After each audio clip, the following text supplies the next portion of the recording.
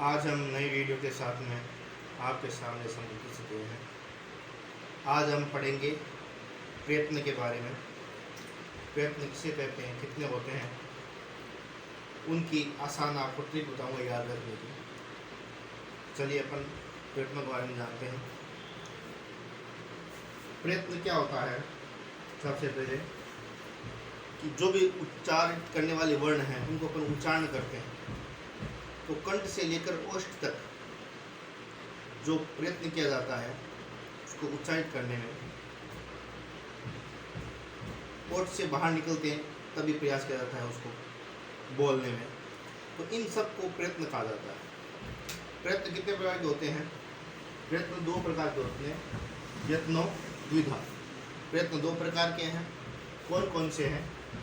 आभ्यंतर प्रयत्न और बाह्य प्रयत्न। आभ्यंतर प्रयत्न और बाह्य प्रयत्न, प्रयत्न दो प्रकार के होते हैं।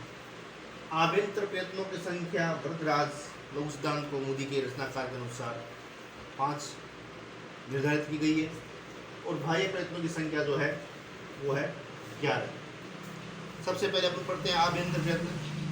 आभ्यंतर प्रयत्न क्या होता है? अभी मैंने बताया, जैसे कंठ से लेकर होठ तक जो प्रयत्न किया जाता है वर्णों को बोलने के लिए, उसको आभ्यंतर प्रयत्न कहते हैं। और ओष्ठ के बाहर निकलते समय जो प्रयत्न किया जाता है उसको बाह्य प्रयत्न कहा जाता है। तो सबसे पहले पढ़ते हैं अपन आभ्यंतर प्रयत्न। तो आभ्यंतर प्रयत्न 5 होते हैं। स्पृष्ट, ईषत् स्पृष्ट, ईषत् विवृत, विवृत और समृत। सबसे पहले लेते हैं स्पृष्ट। स्पृष्ट आभ्यंतर प्रयत्न के अंदर कौन कौन से वर्ण आते हैं? तो स्पृष्ट है स्पर्शानाम। स्पृष्ट जो आभ्यंतर प्रयत्न है उसके अंदर स्पर्श वर्ण सारे आते हैं, यानी कै से लेकर के म तक के जो वर्ण आते हैं वो सारे के सारे स्पृष्ट आभ्यंतर प्रयत्न में आते हैं। दूसरा ईषत् स्पृष्ट। ईषत् स्पृष्ट में म से आगे वाले वर्ण 4, यानी अंतस्थ व्यंजन, यह वह रेल है, अंतस्थ व्यंजन वो है ईषत् स्पृष्ट में आते हैं। उसके बाद ईषत् वाला वापस ले लो, ईषत् विवृत। ईषत् विवृत के अंदर उसके आगे वाले 4 वर्ण, यानी उष्म व्यंजन श, श, स, है, ये 4 वर्ण ईषत् विवृत में आएंगे। उसके बाद में आता है विवृत। विवृत के अंदर सारे के सारे स्वर आ जाते हैं। विवृत में सारे के सारे स्वर आएंगे। लास्ट में बच गया 5वां समृत। समृत में आएगा केवल ए, ह्रस्व ए, यानी आ नहीं आएगा, केवल ए आएगा। और वो भी कौन सी दशा में आएगा? प्रयोग दशा में आएगा। ये प्रयोग दशा क्या होती है? देखिए, कोई भी वर्ण है, शब्द है, वो बन जाता है तो उसको प्रयोग बोलते हैं। जैसे राम, श्याम, ये संपूर्ण हो गया, इसलिए इसको प्रयोग बोला जाता है। तो इस दशा के अंदर जो ए आ रहा है इनमें, वो ए समृत कहलाएगा। लेकिन प्रक्रिया दशा, यानी कार्य चल रहा है, संधि है, समास है, उनमें जो ए आता है वो विवृत के अंदर आएगा, उसको प्रक्रिया दशा बोलते हैं। जैसे देव प्लस आलय, राम प्लस अवतार, तो इसमें ए जो आता है वो सारा विवृत में आएगा, और प्रयोग दशा में जो ए है वो समृत में आता है। अब एक हमारे व्याकरण सिद्धांत कौमुदी रचनाकार हुए भट्टोजी दीक्षित, वो आभ्यंतर प्रयत्नों की संख्या 4 मानते हैं। वो कहते हैं कि आभ्यंतर प्रयत्न 4 ही है। तो 4 है तो किसको नहीं मानते?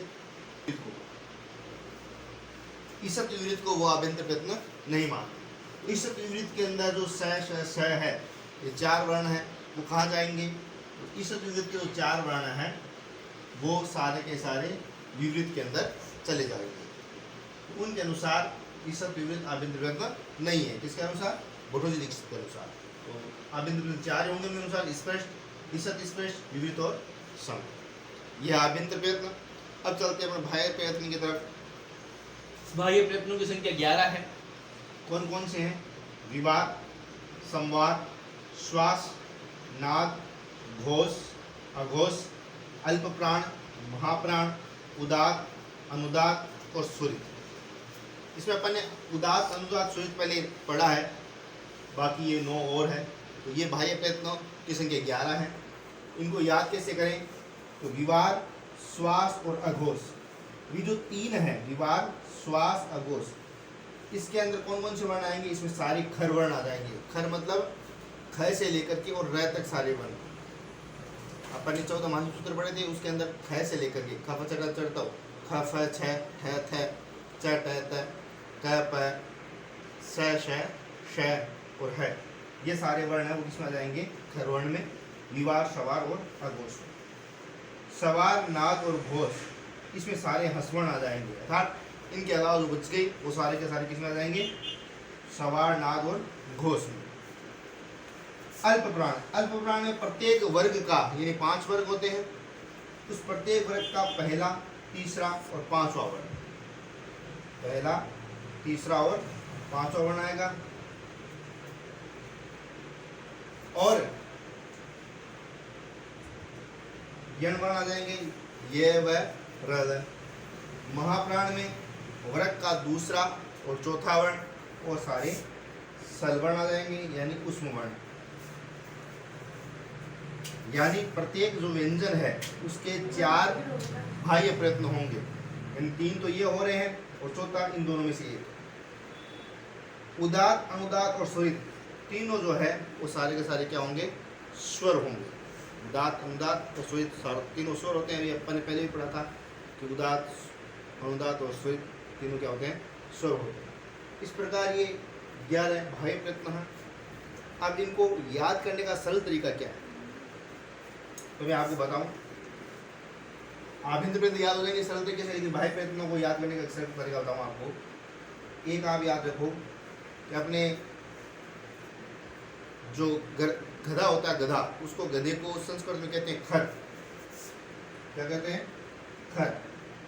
तो खर पे विश्वास मत करो, अर्थात खर अविश्वास, अविश्वास खर। अब देखिए ए यानी क्या हो गया? अघोष, वी यानी विवाद और श्वा यानी श्वास। तो विवाद, अघोष और श्वास तीनों वर्ण आ गए, तीनों बाह्य प्रयत्न आ गए। ये सारे क्या हो गए? खर हो गए। तो खर अविश्वास है, ये याद कर लिया तो बाकी जो 3 बच गए वो सारे किसमें आ जाएंगे? घस में आ जाएंगे। ये याद हो गया। 1, 3, 5 और यण, जिसमें कम समय लगाना पड़े वो यण है। अल्प प्राण कम समय लगाना पड़े, पहला, तीसरा और 5वां वर्ण वर्ग का। और महाप्राण में ज़्यादा समय लगाना पड़े, दूसरा और चौथा और सलवर्ण, ये महाप्राण में आ गए। उदात, अनुदात, स्वरित स्वर है, इसमें कोई दिक्कत नहीं है। इस प्रकार ये बाह्य प्रयत्न है। एक अपने महर्षि हुए पतंजलि, महर्षि पतंजलि बाह्य प्रयत्नों की संख्या 8 मानते हैं। वो कहते हैं बाह्य प्रयत्न कितने हैं? कि 8 है। यानी वो उदात, अनुदात और स्वरित को बाह्य प्रयत्न नहीं मानते, केवल महाप्राण तक ही वो जो है बाह्य प्रयत्न मानते हैं। इस प्रकार आभ्यंतर और प्रयत्न और बाह्य प्रयत्न, 2 प्रयत्न थे, उनके बारे में मैंने बताया। आपको समझ में आया होगा। अच्छी तरह से इसको आप रीडिंग करना और ज़्यादा से ज़्यादा वीडियो को शेयर करना, लाइक करना, चैनल को सब्सक्राइब करना। कोई भी प्रकार का प्रश्न हो तो आप कमेंट करके उसको पूछ सकते हो। धन्यवाद।